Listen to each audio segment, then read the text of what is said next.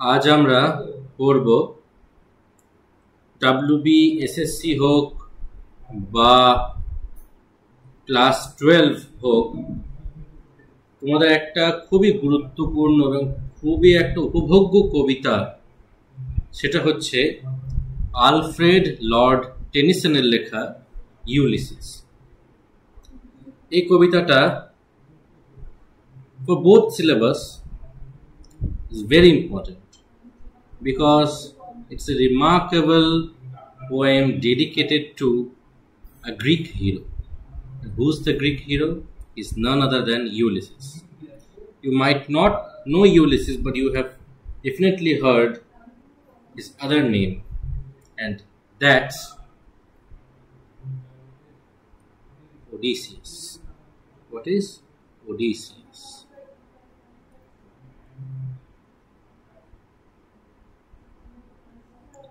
The name of Odysseus can be found in Homer's Iliad, Odyssey and Dante's Inferno. Odysseus-এর কথা আমরা দান্তের ইনফার্নোতে, হোমারের লেখা Iliad এবং ওডিসি মহাকাব্যতে আমরা জানতে পারি। আচ্ছা, যখন ইউলিসিস সম্পর্কে জানলাম, ইউলিসিস নামটা কোথাকার নাম বা কাদের দেওয়া নাম, চলে জেনে নিতে। ওডিসিয়াস তো হচ্ছে গ্রিক নেম, ওডিসিয়াস তো হচ্ছে গ্রিক নেম। তাহলে ইউলিসিসটা কি নাম? দেখো, ইউলিসিসটা হচ্ছে ল্যাটিন নেম। ইউলিসিস হচ্ছে ল্যাটিন নেম বা রোমানদের দেওয়া নাম। ল্যাটিন তো ছিল রোমানদের ভাষা, তাই এই রোমান নেম হচ্ছে ওডিসিয়াসের ইউলিসিস। ঠিক আছে, এবার আমাদের আলফ্রেড লর্ড টেনিসন সম্পর্কে কিছুটা জানা যাক। আমাদের আলফ্রেড লর্ড টেনিসন যিনি আছেন, তিনি হচ্ছেন ভিক্টোরিয়ান এজের একজন কবি। তিনি কুইন ভিক্টোরিয়ার আমলে তিনি ছিলেন ভিক্টোরিয়ান এজের তিনি একজন কবি ছিলেন। তিনি ছিলেন একজন পোয়েট লরিয়েট।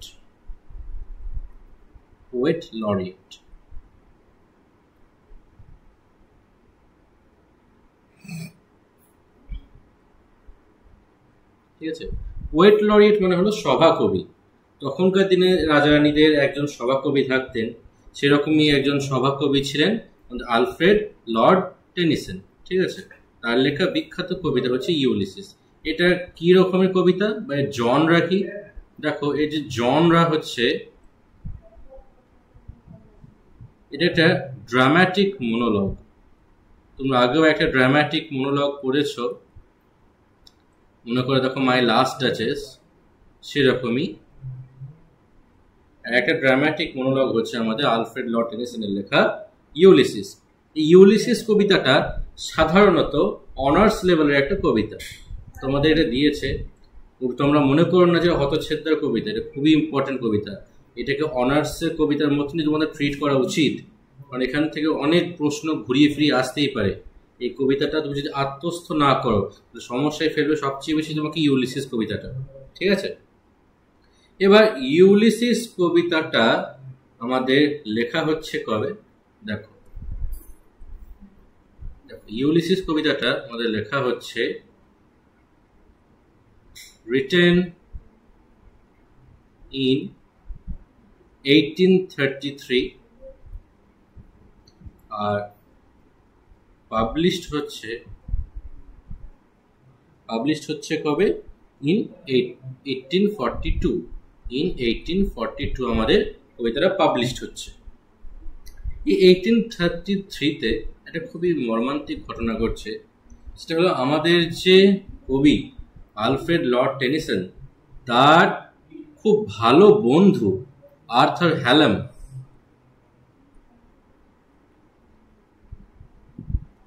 হ্যালাম কি হচ্ছে, মারা যাচ্ছে, ডাইস। তার ফলে আমাদের কবি খুবই ভেঙে পড়ছে এবং তিনি মনে করছেন তার জীবন পুরো শেষ হয়ে গেছে। কিছুদিন পর তিনি রিয়েলাইজ করতে পারলেন যে না, আমার এবার মুভ অন করা উচিত। তাই তিনি ইন্সপিরেশন পেলেন এই ইউলিসিস বা ওডিসিয়াসের কাছ থেকে। ঠিক আছে। এবং কবিতাটা তিনি তাই 1833 সালে লিখছেন, পাবলিশড হচ্ছে 1842-তে। তার যে কালেকশন অফ পোয়েট্রি তার নাম হচ্ছে কি পোয়েমস। এই পোয়েমস বলে যে কাব্যগ্রন্থ, সেখানে পাবলিশ হচ্ছে আমাদের ইউলিসিস কবিতা। ঠিক আছে, আমরা কবিতা ব্যাকগ্রাউন্ড জানলাম, জনরা জানলাম, ইউলিসিস বিভিন্ন নাম জানলাম। আচ্ছা, আরেকটা জিনিস জেনে রাখো যে রাইম স্কিম কি আছে তোমাদের জন্য সুবিধা। It has no rhyme scheme. It has no rhyme scheme. Do you know why? Because it is written in blank verse. Blank verse মানে হচ্ছে কোনো ছন্দ থাকবে না, কিন্তু তাতে মেট্রিক্যাল প্যাটার্ন থাকবে। ঠিক আছে, এই যে মেট্রিক্যাল প্যাটার্নটা, সেই মেট্রিক্যাল প্যাটার্নটা তোমরা নোট করতে পারো, কারণ পরবর্তীকালে তোমাদের যদি মেট্রিক্যাল প্যাটার্ন থেকে কোয়েশ্চেন আসে। দেখো, এই মেট্রিক্যাল প্যাটার্নটা হচ্ছে iambic, pentameter। তো iambic কি সেটা তোমাদের এখন জানার দরকার নেই ক্লাস 12-তে, কিন্তু যারা WBSSC বা SLST জন্য প্রিপারেশন নিচ্ছেন তাদের জন্য বলে রাখি, iambic মানে হচ্ছে unstressed syllable followed by stress syllable. প্রথমে একটা আনস্ট্রেস সিলেবল, তারপরে একটা কি স্ট্রেস সিলেবল হবে, আর কি 5টা ফুট থাকবে। 5টা ফুট মানে কি 10টা সিলেবল থাকবে। এটা হচ্ছে আমাদের আয়াম্বিক পেন্টামিটার। ঠিক আছে, এবার আমরা কবিতায় দেখি। আচ্ছা, তার আগে বলে রাখি, আমাদের যে ইউলিসিস আছে না, এই ইউলিসিস কিন্তু ট্রোজান ওয়ারে যুদ্ধ করেছিল। ট্রোজান ওয়ারে যুদ্ধ করার পর 20 বছর পর, আফটার 20 ইয়ার্স, তিনি কি করছেন, তার রাজ্যতে ফিরে আসছেন।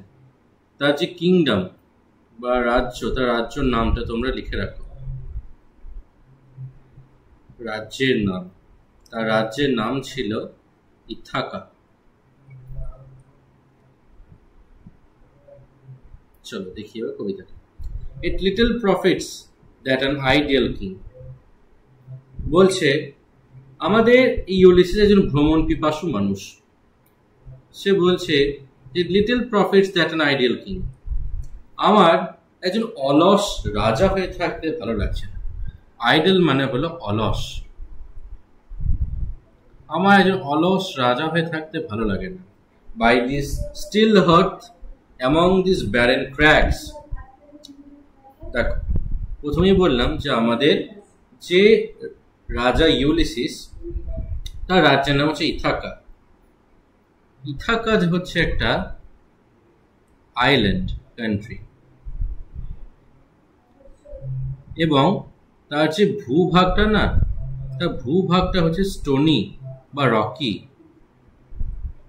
রকি বা স্টোনি, পাথুরে। তার জন্য কি হচ্ছে কি, ওখানে সেরকম ফার্টাইল ল্যান্ড নেই। ঠিক আছে, তাহলে বলছে যে আমাদের এই যে কবি, তিনি বলছেন আমার একজন অলস রাজা হয়ে বেঁচে থাকতে আমার ভালো লাগে না। By the still hearth. Hearth মানে হচ্ছে উনুন বা চুলো। উনান বা চুলো। তাহলে বলছে বাই দি স্টিল হার্থ, তিনি তার যে আইল্যান্ডটা আছে তাকে স্টিল হার্থ। স্টিল মানে কিন্তু এখানে স্থির নয়, স্টিল মানে এখানে নেভা বা নিভে যাওয়া। নিভে যাওয়া চুলোর সঙ্গে তুলনা করেছেন। তাহলে তোমরা জানো উনুন বা চুলোতে রান্না করা হয় এবং আমাদের সেখানে খাবার তৈরি হয়। এবার খাবার হচ্ছে আমাদের জীবনে বেঁচে থাকার জন্য একটা খুবই গুরুত্বপূর্ণ উপাদান। এবার যদি তুমি খাবার না পাও, বাঁচবে না, তাই তো? তাহলে সাধারণত এই যে হার্থ বা উনুন, এটা হচ্ছে মেটাফরিক্যাল রিপ্রেজেন্টেশন অফ লাইফ। কিন্তু এই যে স্টিল হার্থ, নিভে যাওয়া উনান, এটা কি? এটা কি বলতো? এটা হচ্ছে মেটাফরিক্যাল রিপ্রেজেন্টেশন অফ ডেথ। এটা কি? রিপ্রেজেন্টেশন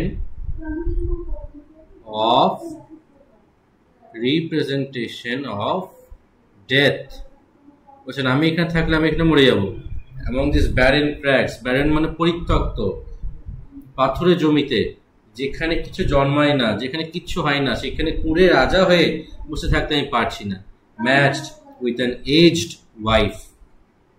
দেখো, প্রথমেই বলেছিলাম যে আমাদের যে রাজা ইউলিসিস, তিনি ট্রোজান ওয়ারে, ট্রয়ের যে যুদ্ধ হয়েছিল, ট্রয় নগরীর সঙ্গে গ্রিকদের যে যুদ্ধ, সেই ট্রোজান ওয়ারে তিনি অংশগ্রহণ করেছিলেন এবং তিনি অনেক বছর যুদ্ধ করেছিলেন এবং 20 বছর পর তিনি ফিরে আসছেন। এবং যেহেতু 20 বছর পর ফিরে আসছেন, নিশ্চয়ই তারও বয়স হয়েছে এবং তার স্ত্রীরও বয়স হয়েছে।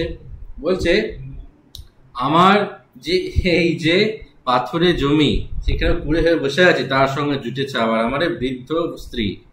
মানে তার নিজেরও বয়স হয়েছে, কিন্তু তিনি স্বীকার করছেন না। অর্থাৎ তিনি শারীরিক দিক দিয়ে বৃদ্ধ হয়ে গেলেও মন থেকে তিনি এখনো ইয়াং। সেটা গান আছে না, দিল তো বাচ্চা হেজি, ঠিক সেরকমই মনটা এখনো বাচ্চাতে। বলছে, আমার সঙ্গী হয়েছে আমারই বৃদ্ধ স্ত্রী। আই মিট অ্যান্ড ডোল।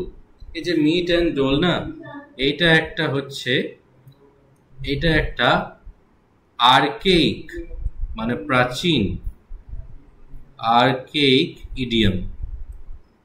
এটা একটা ইডিয়াম, ঠিক আছে। এই মিট অ্যান্ড ডোলের তুমি যদি ডাইরেক্ট মিনিং করতে চাও, তো এই যে মিট অ্যান্ড ডোলের ডাইরেক্ট মিনিং হবে ওয়ে অ্যান্ড মেজার, পরিমাপ করা এবং সেটাকে ইমপ্লিমেন্ট করা। বলছেন আমি পরিমাপ মাপি এবং ইমপ্লিমেন্ট করি। কি তিনি পরিমাপ করেন, ইমপ্লিমেন্ট করেন? Unequal laws unto savage race. Savage, savage মানে কি? বর্বর। বর্বর জাতির ওপরে আমি কি করছি? আনইকুয়াল, অসম আইন প্রণয়ন করছি। তোমরা জানো, আইন সবার জন্য কোনো দিন সমান হয় না।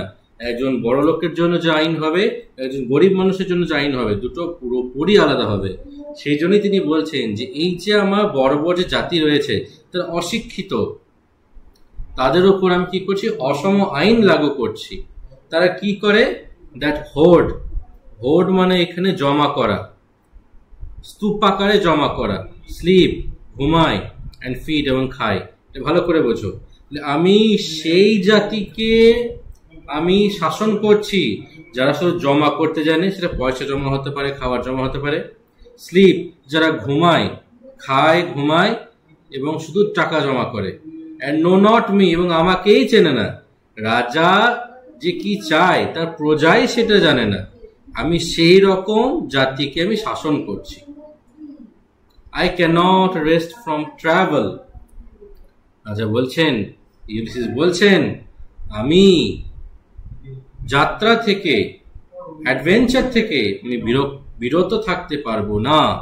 আমাকে ঘুরে বেড়াতেই হবে। I will drink life to the lees. অসাধারণ একটা লাইন, এটা তোমরা হাইলাইট করে রাখো বা মার্ক করে রাখো। বলছে কি? I will drink life to the lees. তিনি তার জীবনকে, এখানে একটা মেটাফর ইউজ করা হয়েছে, এখানে একটা মেটাফর ইউজ করা হয়েছে। কি মেটাফর ইউজ করা হয়েছে? তিনি নিজের জীবনকে একটা পানীয়ের সঙ্গে তুলনা করেছেন। দেখবে, কোন একটা সুস্বাদু পানীয় যদি হয়, আমরা সেটাকে তার শেষ বিন্দু পর্যন্ত পান করে যাই। তিনিও বলছেন, আমার যে জীবনটা, আমি তাকে শেষ বিন্দু পর্যন্ত উপভোগ করে যাব, শেষ বিন্দু পর্যন্ত আমি সেটাকে ইউটিলাইজ করব। আমি একজন নিভু নিভু উনুনের মতো বা একটা মানে অলস রাজার মতো জীবন আমি কাটাতে পারবো না। তাই আমাকে ট্রাভেল করতে হবে। Must travel, else I will die. তিনি এটাই মনে করছেন। All times I have enjoyed greatly. সব সময় আমি কি করেছি? যখন আমি ঘুরে বেরিয়েছি, আমি খুব উপভোগ করেছি। দেখবে, তুমি যদি এখন গাড়িতে করে পুরী বেড়াতে যাও, গাড়িতে করে দীঘা বেড়াতে যাও, সেক্ষেত্রে তোমার এনজয় তো হবেই। কিন্তু সেক্ষেত্রে আরেকটা জিনিস লক্ষণীয়, সবসময় যে আমাদের জার্নিতে এনজয়মেন্ট আসবে তার কোনো কিন্তু নিশ্চয়তা নেই। তিনি আবার বলছেন যে হ্যাভ সাভার্ড গ্রেটলি।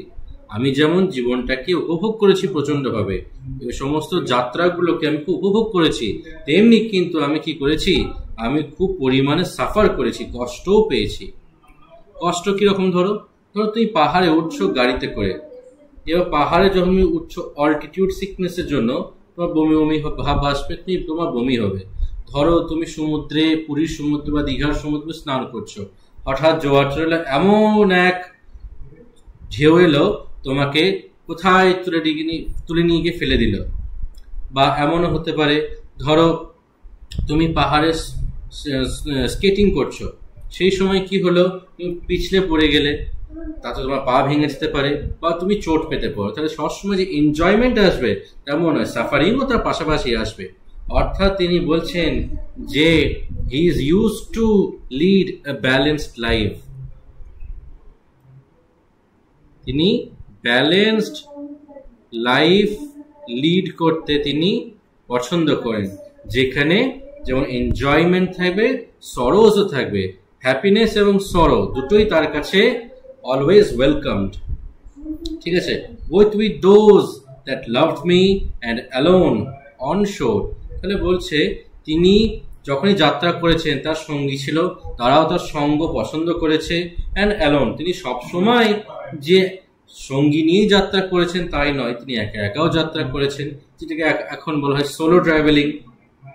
অন শোর, শোর মানে কি, সমুদ্রের তীরে। আচ্ছা, সমুদ্রের তীর মানে নতুন নতুন দেশ, তার মানে তিনি নতুন নতুন দেশে গেছেন সেই সমুদ্রের মাঝখানে যাত্রা করতে করতে। when through scudding drifts the rainy heads vexed the dim sea, এই লাইনটাও কিন্তু খুবই গুরুত্বপূর্ণ। ঠিক আছে, and when through scudding drifts the rainy heads vexed the dim sea, তাহলে বলছে আমি সেই সমুদ্র পাড়ি দিয়েছি যে সমুদ্রে যখন ঝড় ওঠে চারিদিক অন্ধকার হয়ে যায়, চারিদিক ধোঁয়া ধোঁয়া হয়ে যায়, আমি সেই সমুদ্র যাত্রা করেছি।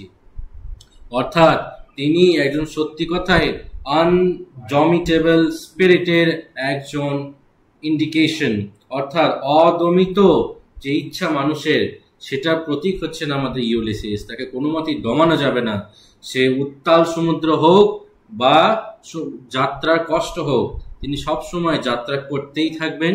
তাকে যাত্রা থেকে বিরত রাখা এক কথায় অসম্ভব। আচ্ছা, এখানে একটা অ্যালিউশন আছে, সে অ্যালিউশনটা কি, যে হেডস, যে হেডস আছে না, এই হেডস মানেটা তোমরা লিখে রাখো। এই হেডস হচ্ছে আ কনস্টেলেশন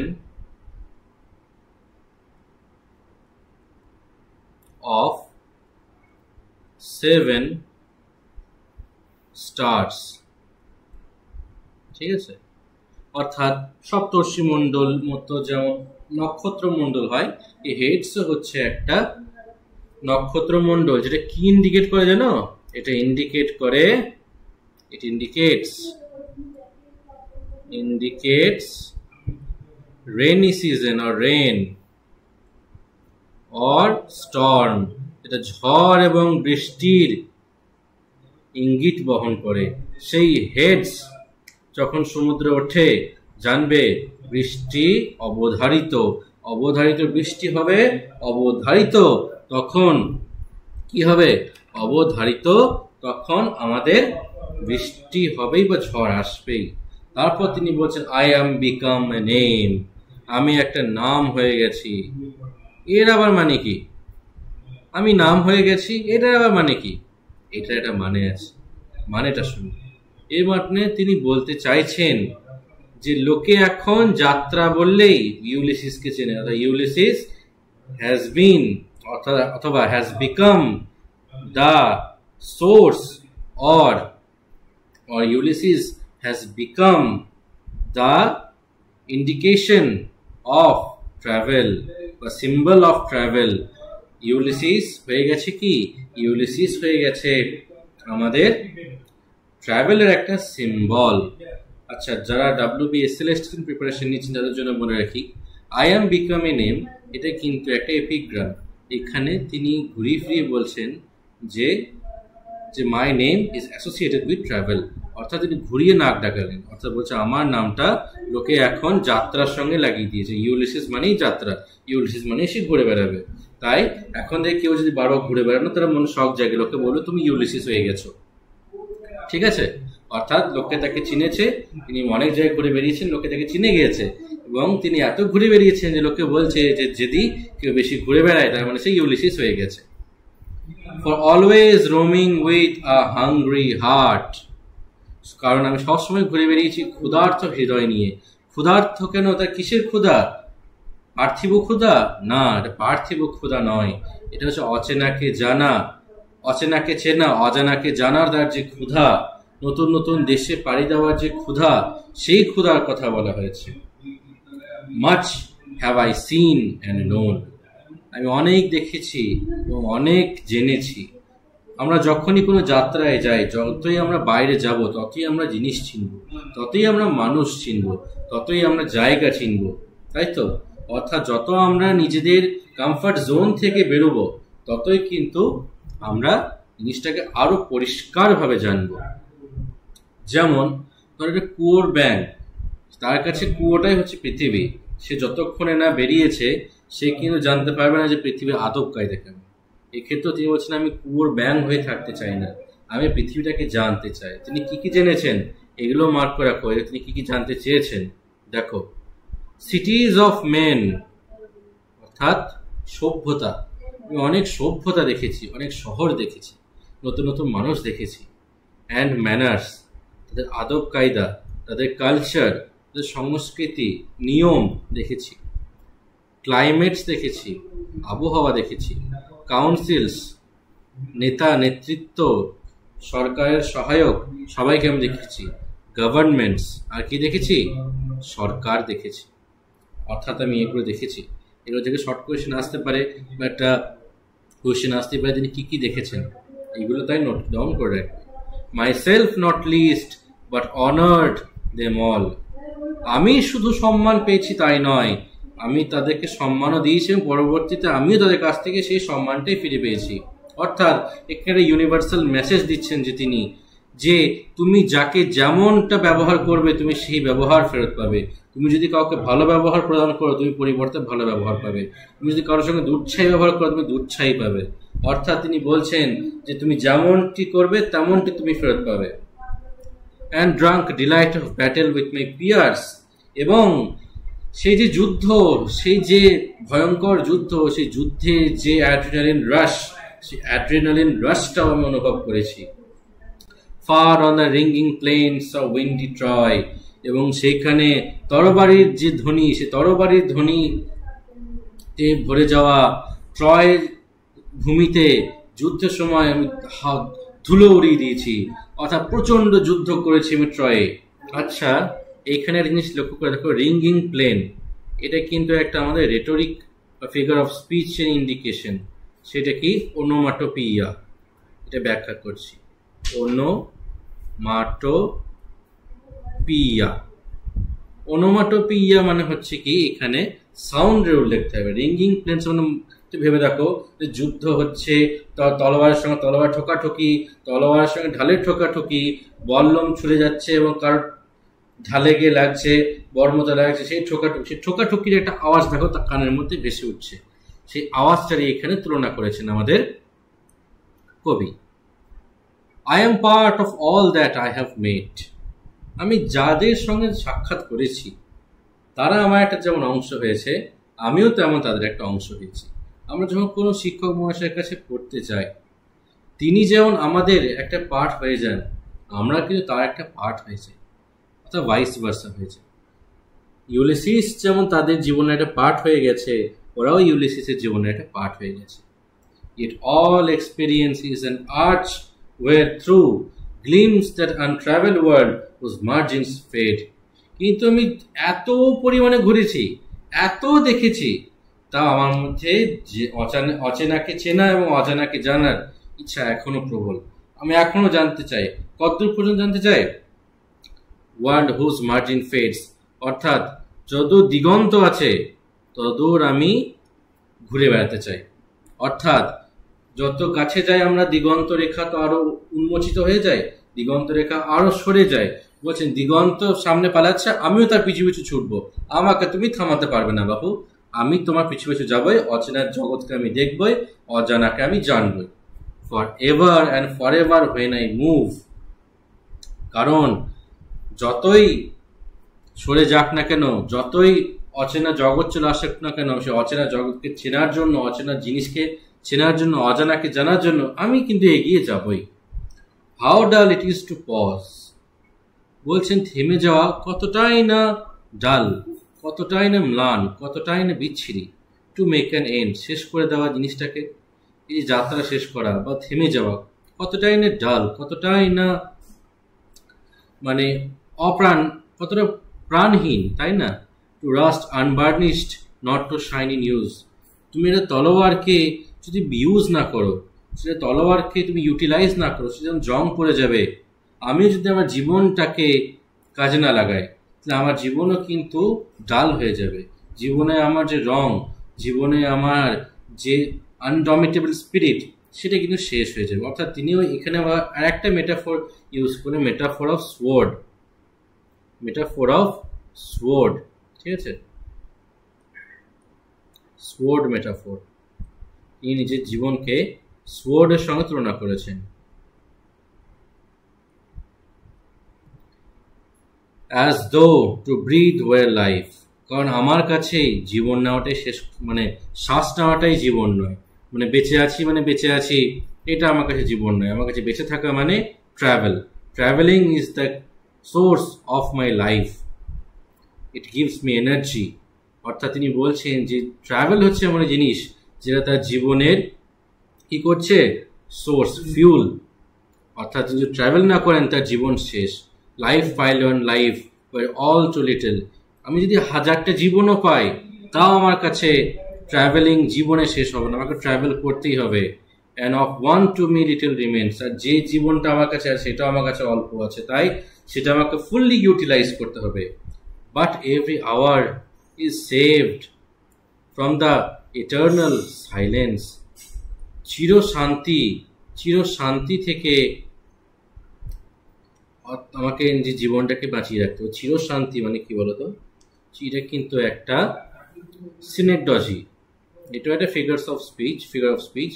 এখানে ইটার্নাল সাইলেন্স মানে কবি বলছেন যে, দেখো, ইটার্নাল সাইলেন্স মানে কবি বলছেন ডেথ, আমার জীবনকে সবসময় প্রত্যেকটা ঘন্টা আমাকে মৃত্যুর হাত থেকে বাঁচিয়ে রাখতে হবে, আমি এত তাড়াতাড়ি মরতে চাই না। সামথিং মোর, আমি আরো অনেক কিছু চাই। ব্রিঙ্গার অফ নিউ থিংস, আমি আবার শুরু করতে চাই, আবার অচেনাকে জানতে চাই, আরো ট্রাভেলিং করতে চাই, আরো নতুন নতুন জায়গা জানতে চাই, আরো নতুন শহর আমি আবিষ্কার করতে চাই। And while it were for some 3 suns to store and hoard myself, দেখো এই যে 3 suns, সান মানে কিন্তু এখানে সূর্য নয়, সান মানে এখানে বছর। কারণ আগেকার দিনে মানুষ মনে করত পৃথিবী স্থির ও সূর্য তার চারিপাশে ঘুরছে। 3টে সূর্য তিনি অতিবাহিত করেছেন। অর্থাৎ খ্রিস্টানরা অনেক সময় বিশ্বাস করতে, জানো তো, যে প্রত্যেক বছর একটা নতুন করে সূর্য উদয় হয়। বলছেন আমি 3টে নতুন বা 3টে বছর আমি কাটিয়ে দিয়েছি অযথায়, কোনো অর্থহীন ভাবে আমি 3টে বছর কাটিয়ে দিয়েছি এবং নিজেকে এখানে আবদ্ধ করে রেখেছি। And this grey spirit earning in desire, grey spirit কেন বলছেন?